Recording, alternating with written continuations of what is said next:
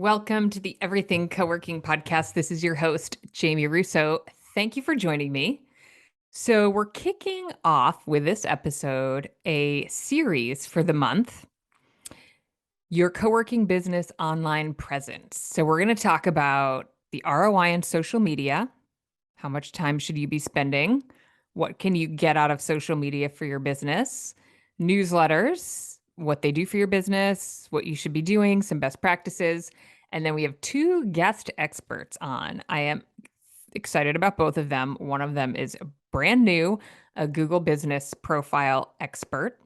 And she's going to share with us the latest on how to allow your members to use your Google business profile legally, appropriately.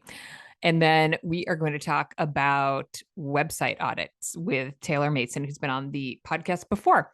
So, this episode, we are talking about the ROI on social media for your co-working space.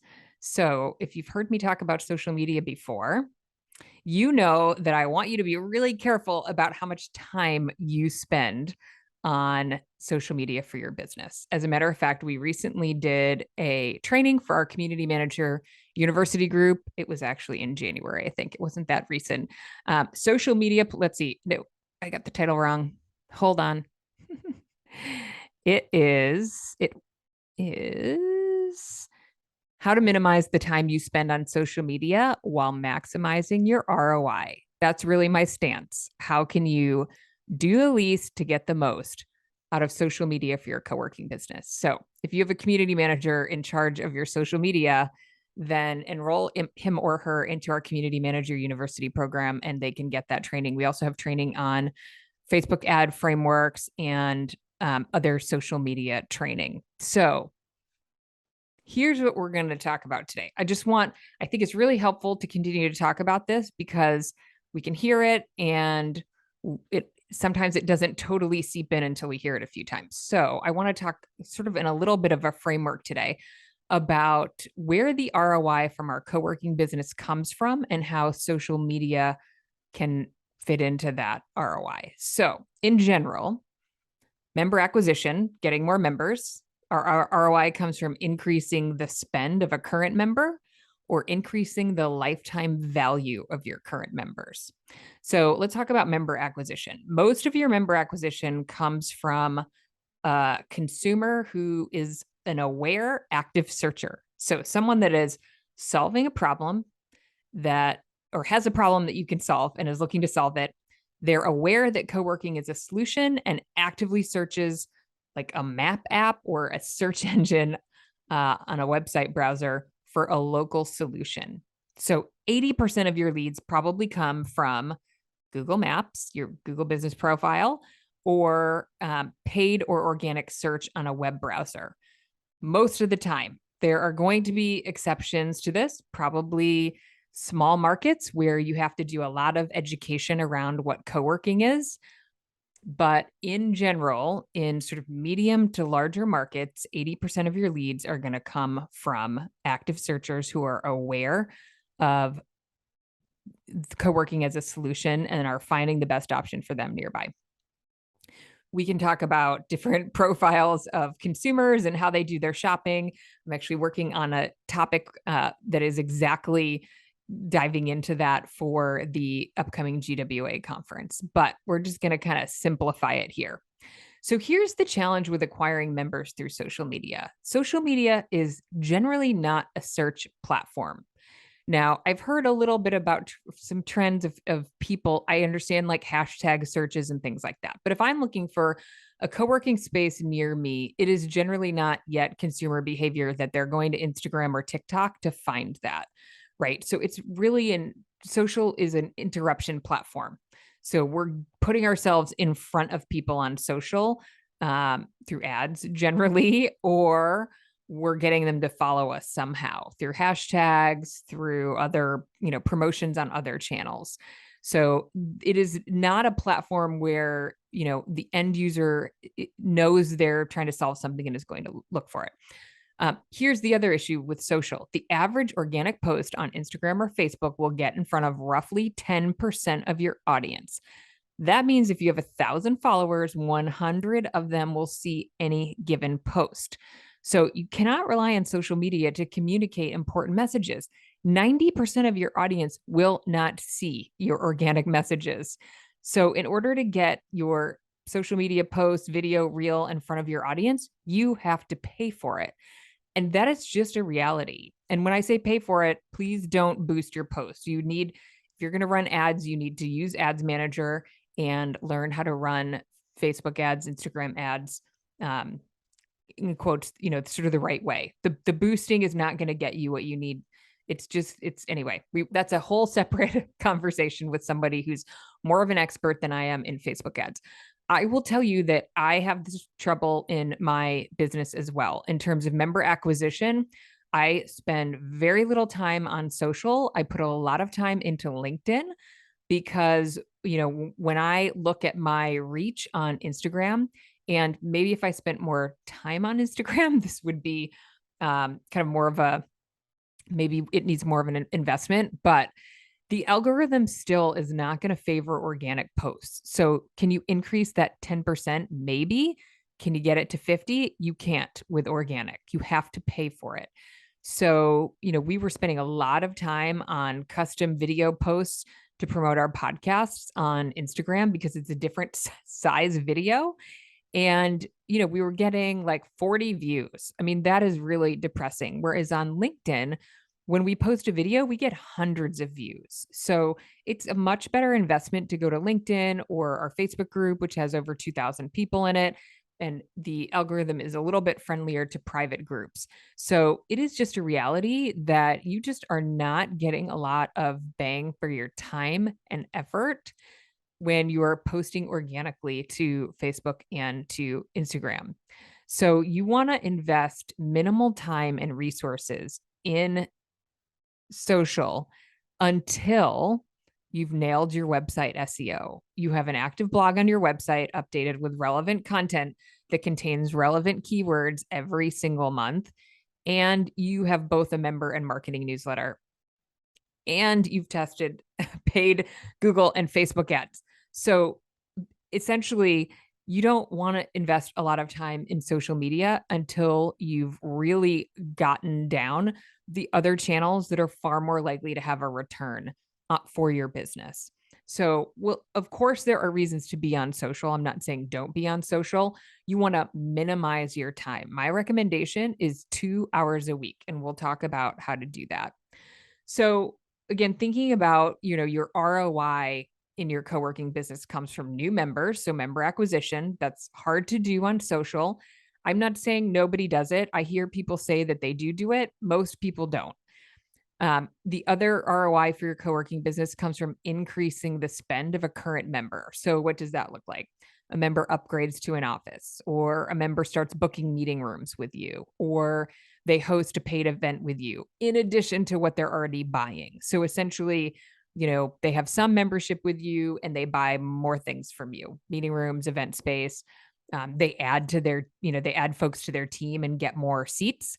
So increasing spend of a current member is a great ROI. Do we do that through social? No. I mean, maybe they could become more aware that you have meeting rooms and event space by seeing your posts on social, but we're still running into the 10% issue, which is that anytime you post on social, only 10% of your audience sees your posts, and it may not be your current members. They just may not fall into that 10%. So in terms of increasing the spend of a current member, your best bet is your newsletter, your member newsletter. If you don't have one, you gotta. And if you need help getting started with one, we do detailed training on that in our Community Manager University. So sign up your team and get them to start it for you. And things like in-house signage, right? Like super analog approaches to increasing the spend of current members. And then the third area for ROI is increasing the lifetime value of your current members. So the number one way to do this is to have the right product, the right pricing, and the right location. So if you have those things in place, then it's going to be easy for you to attract members. It's not easy to get all those things right, but once you do, it'll be easier to attract members. So that has nothing to do with social media. But after you get those things right, helping your members to feel a strong connection to the community can help with this. Them, helping your members develop relationships. That's probably the community manager's job, hosting member events, things like that. But highlighting those aspects of your space and the member experience on social might help. So member features, maybe inside jokes, member event photos, etc. I'd still argue these things are best done through your newsletter, but you can augment them through social. This also helps with the FOMO that the folks who haven't joined yet might have. But again, remember the 10% issue. Anytime you post, only 10% of your audience is going to see these posts. So you have to post frequently, you have to post repeatedly in order to get your message out through social. So you want to have a multi-channel approach to any really important messages. I see people post about this. It's so true. We feel like we're repeating ourselves over and over again when we talk about something, don't we? If we say something in a newsletter, we think everybody heard it and they're over it if we say it again. That is not true. Your newsletter open rate, I see some really stellar internal newsletter open rates. Ours used to be really high, incredibly high. But still, even if you got 50%, 60% open rate of your internal member newsletter, that's half of your members who haven't seen or heard that message. So also put it on social, repeat it in your newsletter, put it in your blog posts, put it everywhere. So what is the ROI that you can get from social? I would argue the top approach you could take to get ROI is to build your email list. So we're going to talk about your newsletter later in this series. I think it's super, super critical. It gets a much higher open rate, and it's really engaging, and you own that platform. So it's critical to have one. So build your email list using your social media platform. Give people reasons to join your email list. And you have to do that through using things like Linktree or really simple URLs to get people to opt in through posts that you're putting up on social. But you can get member engagement. So again, it's hard to recruit members through social, but you can promote your members, you can tag your members, you can engage with the external community, which might lead to more brand awareness in your community. You can create a brand presence so that when potential members are researching local co-working options, they get a feel for your brand that is in addition to, what they're going to get from coming to your website, which is probably what they're going to do first. Probably their first stop is your Google business profile. Then if that looks good, they're going to go to your website. And if that looks good, they will check out your social links and start following you for a while. And hopefully, if they're kind of on the fence, they might subscribe to your newsletter and get to know what's happening in your space and get a sense of, do I fit in? Is this a good solution for me? So there is some ROI from social, but it doesn't do the primary three sort of things that we're looking to do in our business. Get more members, get our members to spend more, and increase the lifetime value. It can contribute a little bit, but it's never the best approach to achieve any of those three things, but it can be on the list. So let's talk about a few things here. Who should do your social media? So the owner should try not to. That it's not a high ROI activity, and so the owner should try to not be the person who does it. That being said, it's not easy to outsource social media because your tone and your vibe is important on social. Otherwise, if it comes out as sort of bland and doesn't have your voice and doesn't really tell people who you are, it's not worth doing. So who are the best candidates to help?